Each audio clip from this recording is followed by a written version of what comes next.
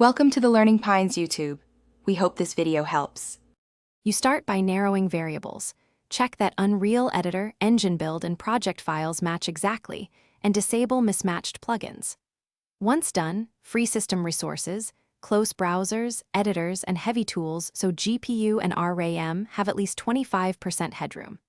Next, run the editor with administrator permissions or launch with the log flag from a terminal so you capture immediate errors. This gives you actionable logs and removes common permission or resource conflicts before deeper debug. You now collect evidence. Open the saved /logs folder and filter entries for crash, ensure, or fatal to find the code path.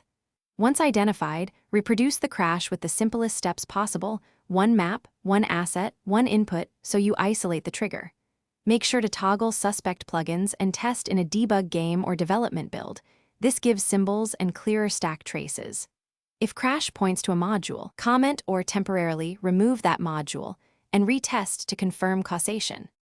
You implement the fix suggested by logs, patch code, update asset references, or adjust physics settings, then rebuild the project and run quick smoke tests to validate the behavior. If the issue persists, capture crash dumps and load them with Visual Studio using correct symbols to step through the failing frame. Make sure to also keep a recovery plan.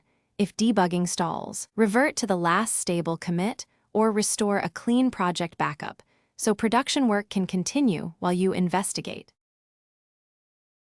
Thanks for watching. Consider subscribing if we helped you.